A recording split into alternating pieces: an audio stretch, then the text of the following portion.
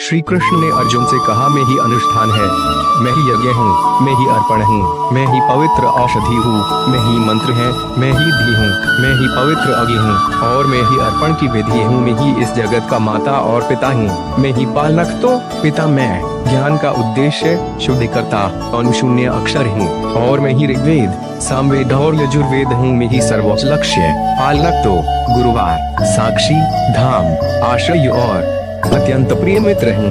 मैं ही सुजन, पालन और प्रलय हूँ। मैं हरि सबका आश्रय, निधान तथा अविनाशी बीज हूँ। है अर्जुन, मैं ही गर्मी पैदा करता हूँ और मैं ही वर्षों को लाता और रोकता हूँ। मैं ही अमृतत्व और साक्षात मृत्यु हूँ। मैं ही वास्तविकता और ब्रह्म हूँ। अगर कोई यह पूछे कि कृष्ण कहाँ है तो कोई एक अन्य प्रश्न के साथ उत्तर दे सकता है, दश कहाँ कृष्ण नहीं है। जगत में हर पत्थर और रेत के दाने को पलटने के बाद भी उस वस्तु को पाना अत्यंत ही कठिन होगा जिसमें कृष्ण न हो।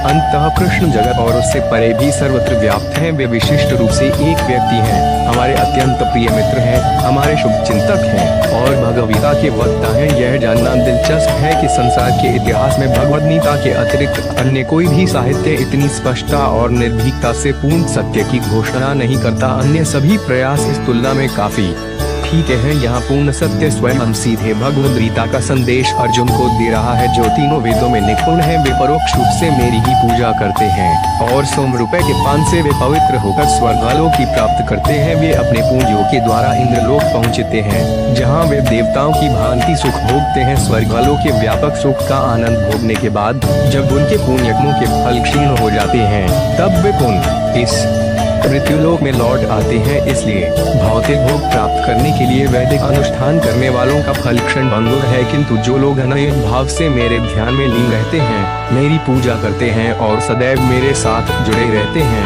उनकी जो कमियां हैं उन्हें मैं पूरा करता हूँ और जो उनके पास है उन्हें संरक्षित रखता हूँ। हे कुंती पुत्र, जो लोग श्रद्धा के साथ अन्य देवी देवताओं की पूजा करते हैं वास्तव में वे मेरी ही पूजा करते हैं, किंतु वे यह अनुचित ढंग से करते हैं। श्री कृष्ण यहाँ पर 100 रुपए का पान करने वालों का उल्लेख कर रहे हैं। प्राचीन समय में कुछ 10,000 साल पहले सोम वैदिक अनुष्ठान करने वाले के द्वारा लिया गया एक स्वर्गीय अमृत था जो उन्हें उच्च लोकों पर पहुंचाने के लिए जाना जाता था। सोम महज एक नशापान नहीं था, जैसा कि भगवद गीता के कुछ पाठकों ने माना है जो तीनों वेदों में पारंगत एवं वैदिक अनुष्ठान करने में निपुण होते थे। केवल उन्हीं को 100 रुपए पीने की अनुमति थी। कालांतर में समय बीतने के कारण हम यह नहीं जानते कि वास्तव में सोम कैसे बनाया जाता था, लेकिन हम यह अवश्य जानते हैं कि यह एक अमृत था और महज शराब, व्हिस्की या गांजे जैसा कोई नशीला पदार्थ नहीं था। जो वेदों में पारंगत हैं वे उच्च लोक पहुंचते हैं और स्वर्गीय सुखों का आनंद लेते हैं। श्री कृष्ण कहते हैं कि जब स्वर्गीय सुखों के भोग से उनके पुण्य समाप्त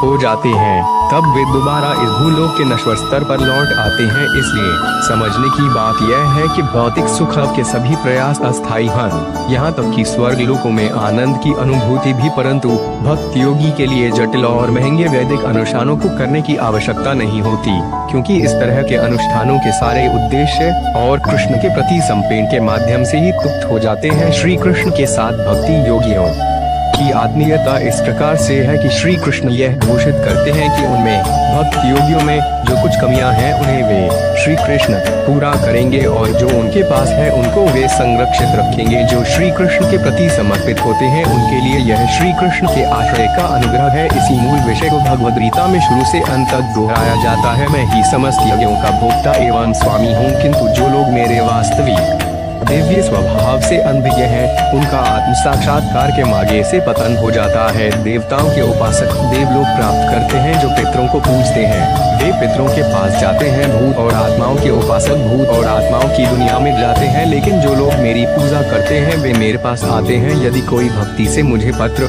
पुष्प, फल या जल प्रदान करता है तो मैं अपने शुद्ध हृदय वाले भक्त से इनका स्वीकार करता हूँ।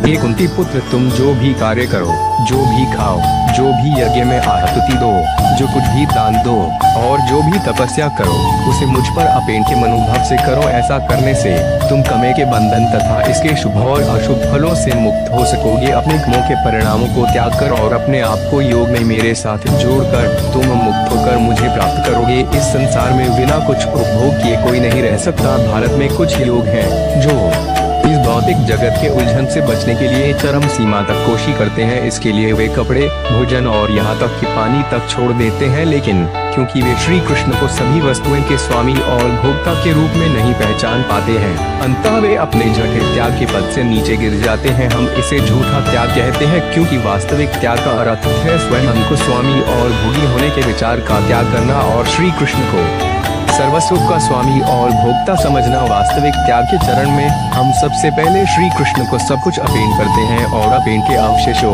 प्रसाद को केवल अपने रखरखाव के लिए स्वीकार करते हैं। उपयुक्त मंत्रों का जाप करके श्री कृष्ण को भोजन अर्पित करने की प्रक्रिया गुरुवार से सीखी जानी चाहिए। जब भोजन श्री कृष्ण को मंत्र द्वारा अर्पित किया जाता है तो भोजन कृष्ण प्रसाद बन जाता है। इसे ही हम श्री कृष्ण की कृपा कहते हैं।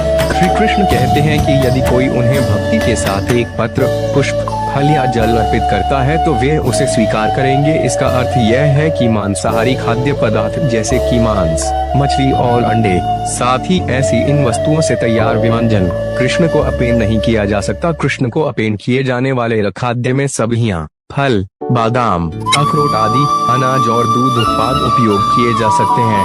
यह ध्यान दिया जाना चाहिए कि गोरक्षक श्री कृष्ण को दूध के उत्पादों जैसे कि दही, मक्खन आदि बहुत प्रिय है। श्री कृष्ण को अर्पण किए जाने वाले ऐसे व्यंजन व्यक्ति को योग के अभ्यास के लिए स्वस्थ एवं चुस्त बनाता है और साथ साथ कर्मों के बंधनों, प्रतिक्रियाओं से मुक्त कर देता है। सभी जीवों के लिए मुझ में संभाव है। मैं न तो किसी से द्वेष करता हूँ और न ही किसी का पक्ष लेता हूँ, किंतु जो भी भक्ति पूर्वक मेरी पूजा करता है वह मुझ में स्थित है और निश्चित रूप से मैं उनके साथ हूँ। भले ही किसी ने जघन्य से जघन्य कर्म भी किया हो, किंतु यदि वह अनन्य भक्ति से मेरी पूजा करता है तो ऐसे व्यक्ति को साधु माना जाना चाहिए, क्योंकि उसका संकल्प उचित है। वह तुरंत धर्मात्मा बन जाता है और स्थायी शांति प्राप्त करता है। कुंती पुत्र, निडर होकर घोषणा कर दो कि मेरे भक्त का कभी विनाश नहीं होता है। पार्थ, जो लोग मेरी शरण ग्रहण करते हैं वे भले ही निंजन में स्त्री, वैश्य, व्यापारी, याद्र, श्रमिक ही क्यों ना हो,